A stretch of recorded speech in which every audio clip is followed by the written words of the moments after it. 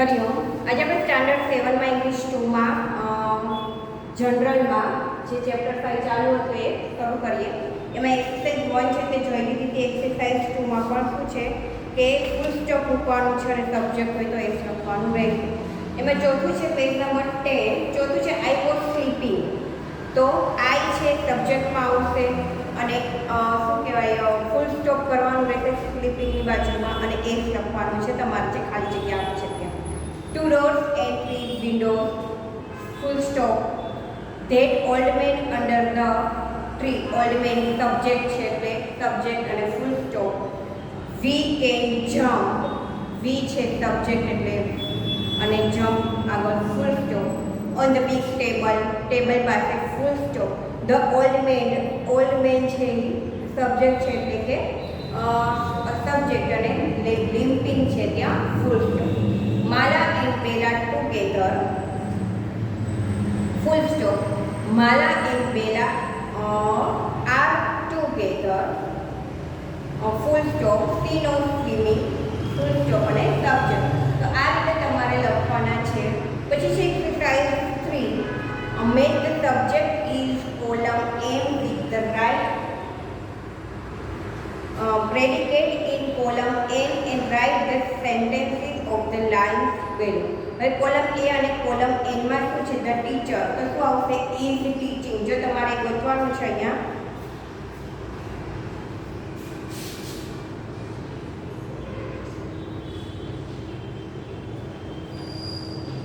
Column A અને અહીંયા શું છે N. બરોબર. હવે પહેલું આપ્યું છે અહીંયા શું આપ્યું છે ધ ટીચર. તો શું આવશે એની બાજુમાં તો કે ઇઝ ટીચિંગ.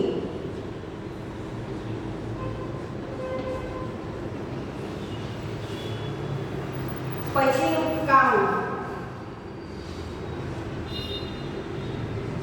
તો અહીંયા શું આવશે કાઉન્ટમાં give us milk. Give us milk. પછી ત્રીજું છે those girl.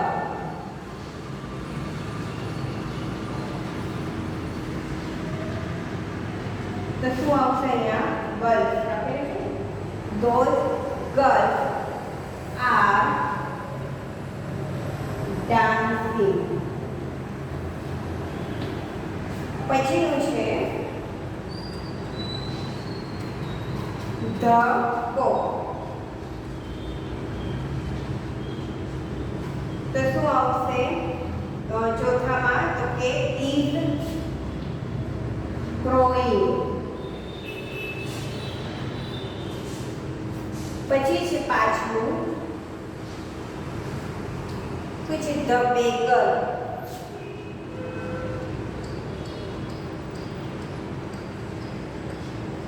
તો શું આવશે the beggar લખ્યું છે તો કે is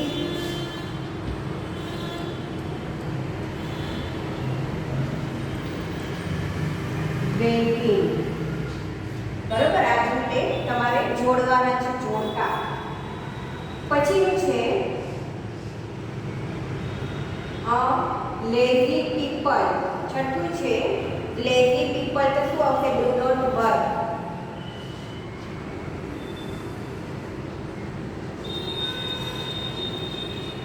Lazy people do not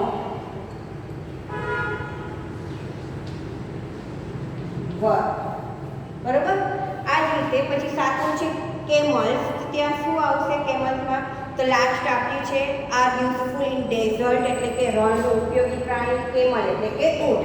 અને લાસ્ટમાં છે ધીસ ડોગ તો શું આવશે ડઝ નોટ બીટ. હવે છે એ જ રીતે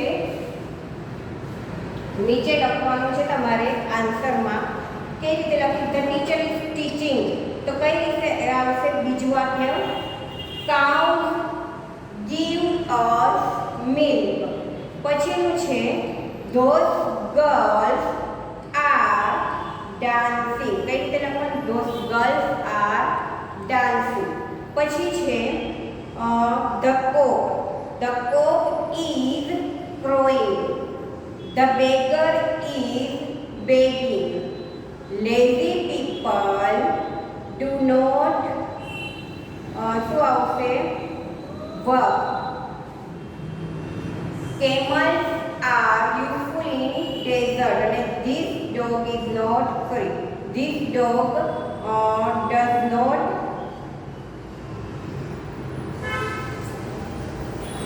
bite. બરાબર. હવે પછી જોઈએ ચેપ્ટર નંબર 6.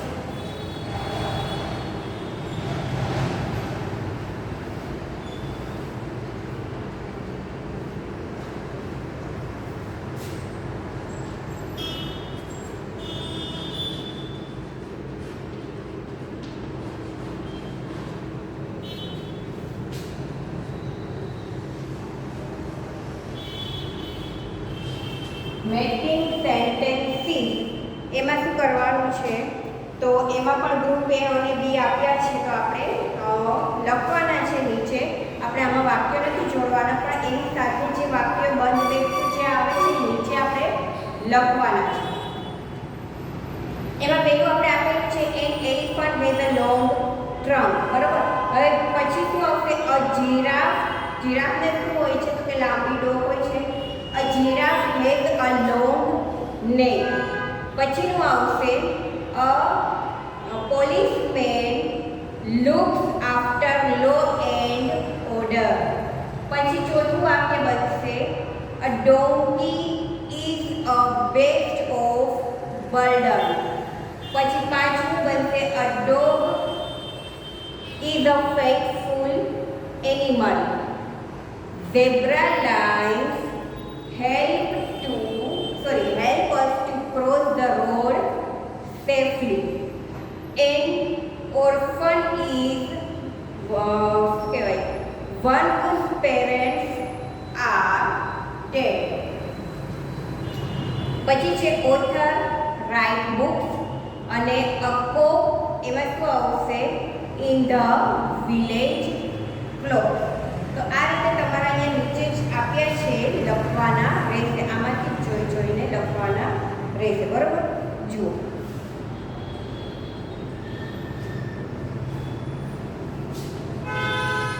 પહેલું આપેલું છે, બીજું હું તમને કહી દઉં અ giraffe.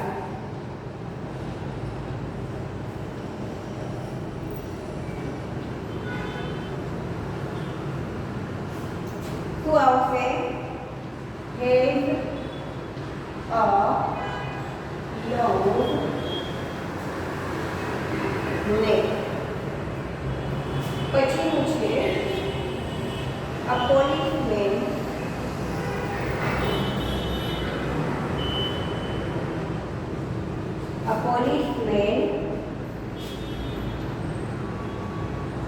looks after law and order.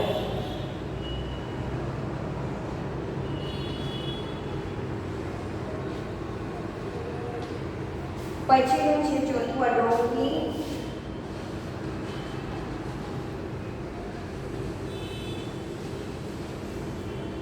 એમાં શું આવશે?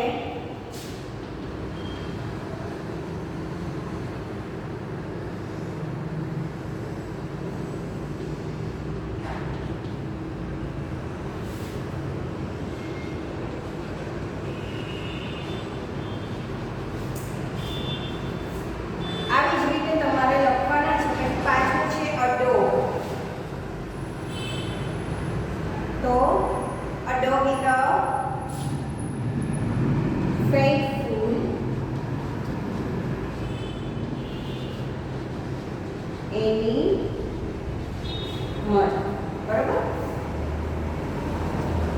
પછી ઝેબ્રા લાઈન.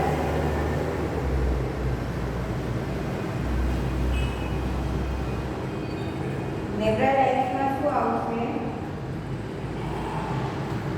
તો કે help us to cross the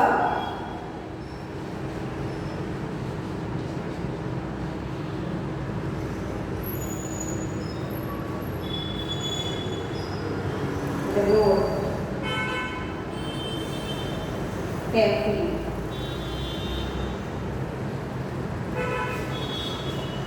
આ જ રીતે તમારે લખવાના છે, બરોબર. પછી 7મામાં આવશે an alphabet is one whose parents are dead, બરોબર. એ જ રીતે તમારે લખવાના રહેશે.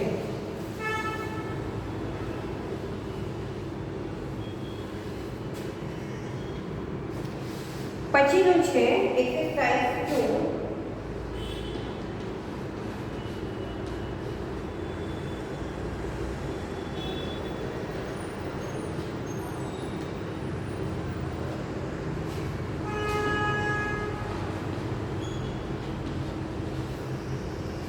એમાં શું છે તો કે એમાં ખાલી જગ્યા જ પૂરવાની છે. below are given the predicate supply the correct subject for each and complete the sentence. શું આપ્યું છે અહીંયા તમને પાછળ જો આપેલા છે બધા શબ્દો India, a stitch in time, Diwali, વી, the lion, star, the earth અને necessary. necessary એટલે કે જરૂરિયાત. હવે છે પહેલું છે ખાલી જગ્યા twinkle in the sky at night. રાત્રે શું ચમકે છે આકાશમાં તો કે તારાઓ. તારાઓને ઇંગ્લિશમાં શું કહેવાય? સ્ટાર્સ. પછીનું છે પહેલામાં સ્ટાર્સ, પછી બીજું છે ખાલી જગ્યા મસ્ટ રિસ્પેક્ટ અવર ટીચર. તો અહીંયા શું આવશે તો કે વી. આપણે આપણા ટીચરની રિસ્પેક્ટ કરવી જોઈએ એટલે વી. પછીનું છે ખાલી જગ્યા સેવ નાઇટ. તો અહીંયા શું આવશે? અ સ્ટીચ ઇન ટાઈમ. શું આવશે? Stitch in time. હવે ચોથું છે ખાલી જગ્યા is the mother of invention. Invention એટલે કે શોધ કરવી. તો શું અહીંયા આવશે? નેસેસિટી. નેસેસિટી. પછીનું છે ઇન્ડિયા ઇઝ માય કન્ટ્રી. પછી છે રિવોલ્વ રાઉન્ડ ધ સન એટલે શું ફરે છે તો કે પૃથ્વી. તો શું આવશે? The earth. પછી છે ખાલી જગ્યા is called the king of beast. પશુઓનો રાજા કોને કહેવામાં આવે છે તો કે સિંહને. શું અહીંયા આવશે? શું લખેલું છે? The lion. અને ફેસ્ટિવલ ઓફ લાઇટ તો કે દિવાળી, બરોબર. હવે જોઈએ થોડુંક. હવે 7મું ચેપ્ટર પ્રોનાઉન્સમાં થોડું જોઈ લઈએ.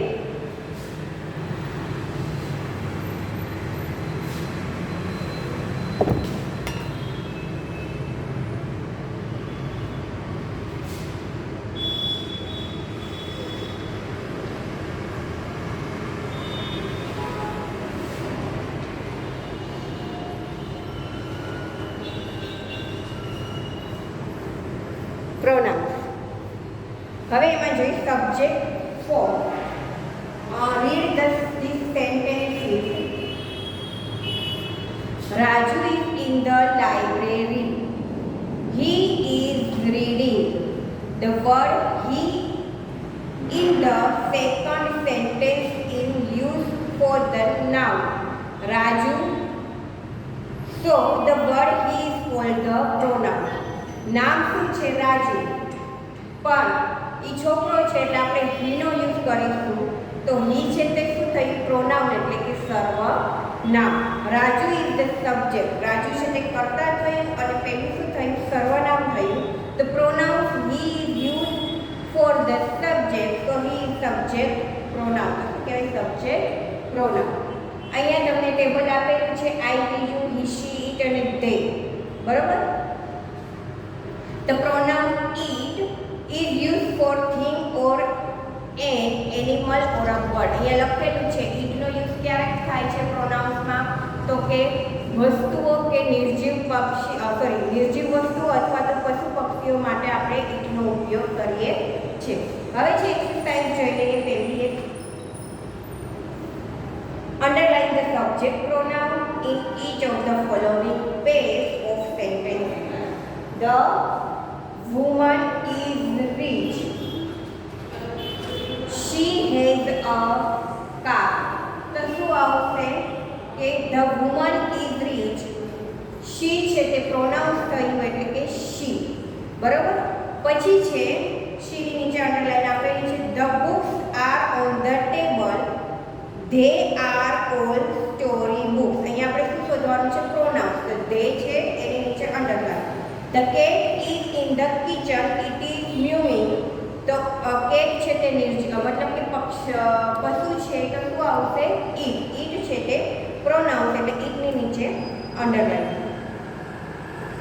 The nurse is working hard, she is very kind એટલે શું થશે? સીની નીચે underline. That chair is very comfortable, it is made of wood. It છે તે pronoun. The girls were playing, they are tired now. They છે તે શું આવશે? પ્રોનાઉન એટલે એની નીચે underline. The cows are in the field, they are grazing. તો તે છે એની નીચે underline. Nandu is a kind boy, he is clever too. તો he છે તે underline.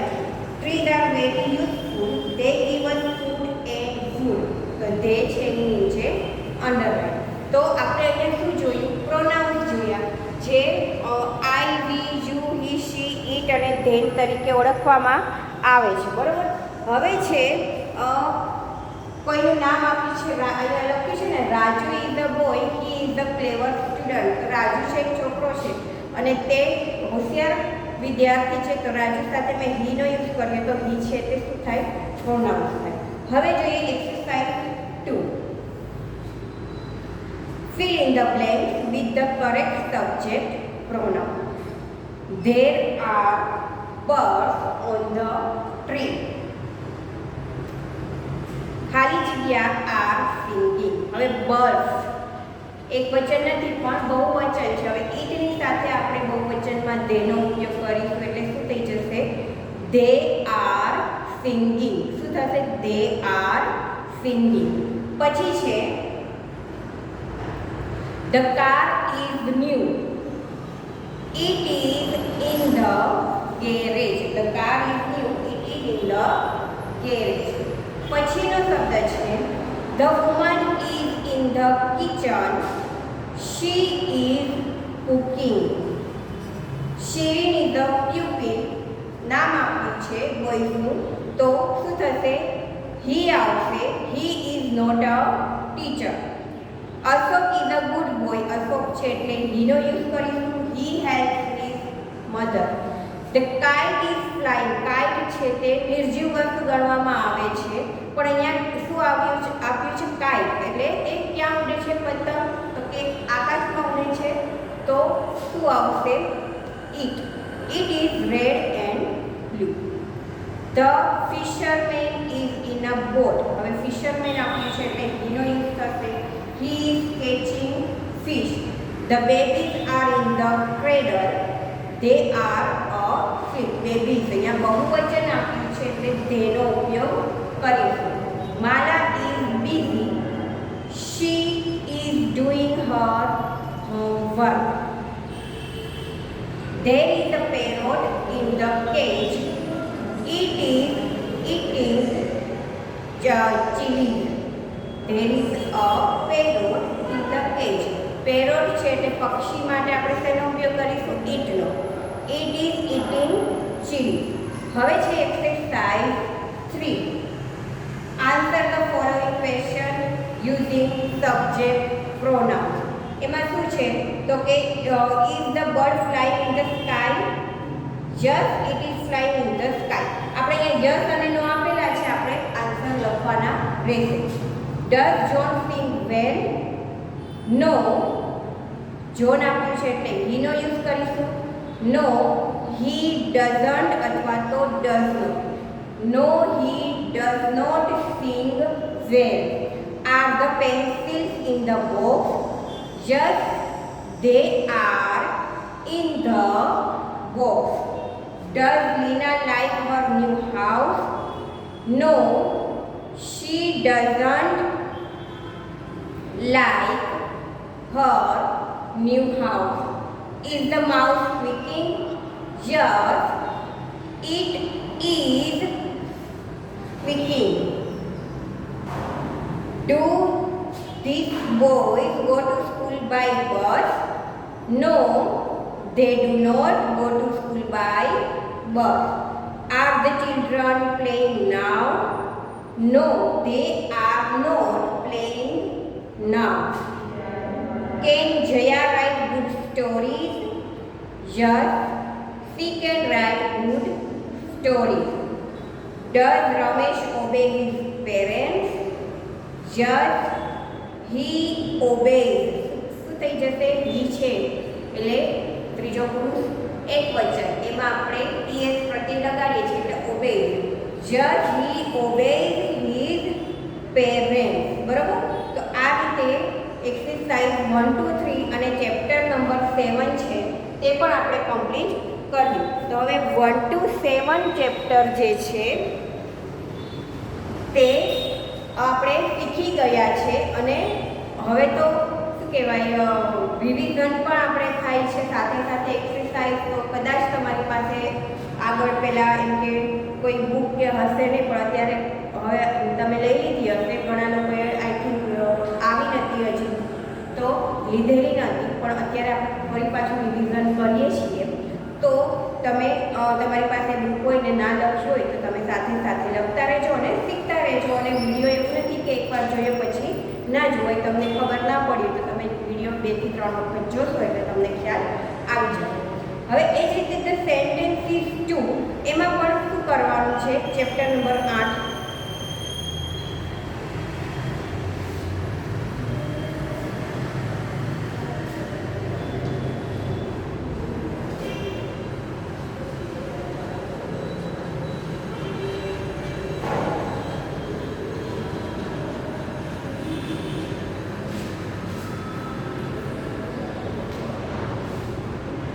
The policeman caught.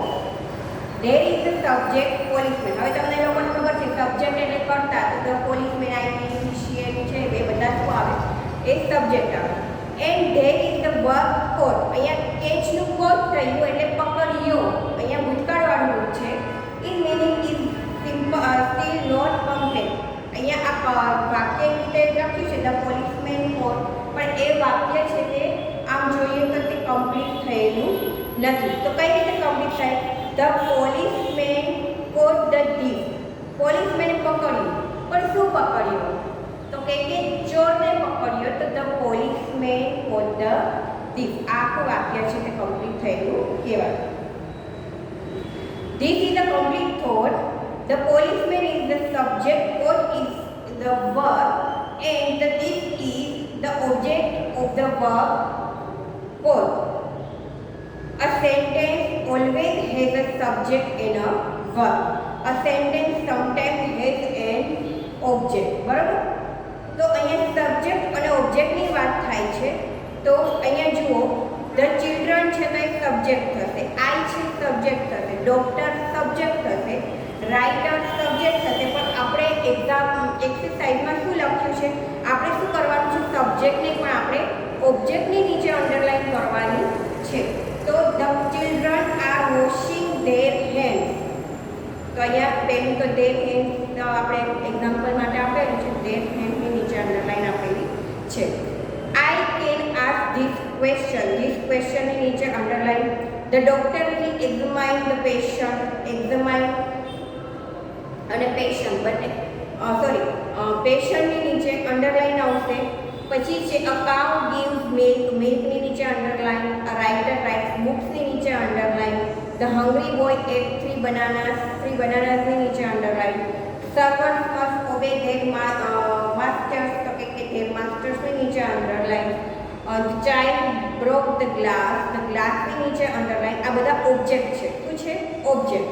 The pupils could not answer that question. That question ની નીચે અંડરલાઈન.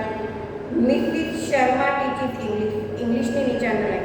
આપણે ક્યારે પણ કોઈ પણ કાળ શીખીએ છીએ, મેં તમને વર્તમાન કાળ અને ભૂતકાળ શીખવાડું છું તો અહીંની વાક્ય રચના લખું છું subject plus verb plus object, એટલે કે કર્તા પછી ક્રિયાપદ અને કર્મ એ રીતે આપણે વાક્ય લખીએ છીએ. તો આપણે કર્મ જે આમાં ઓબ્જેક્ટ છે તેની નીચે અંડરલાઈન કરવાની છે. કર્તા તો તમને બધાને હવે ખબર જ છે કે ક્રિયા કરનાર મતલબ કે આઈ વી યુ હી શી દે પછી કોઈનું નામ આપેલું હોય તો એ બધાને શું કહેવાય? સબ્જેક્ટ કહેવામાં આવે છે. પણ તે શું કરે? કાર્ય શું કરે છે? તેનું કર્મ કયું છે તો એ ઓબ્જેક્ટ કહેવામાં આવે છે. તો આપણે આમાં એક્સરસાઇઝ 1 માં ઓબ્જેક્ટની નીચે અંડરલાઈન કરવાની હતી. તો એ એક્સરસાઇઝ 1 છે તે આપણે ચેપ્ટર 1માં કમ્પ્લીટ કરી લીધી છે. હવે ચેપ્ટર નંબર એક્સરસાઇઝ નંબર 2 છે. એ શું કરવાનું છે કે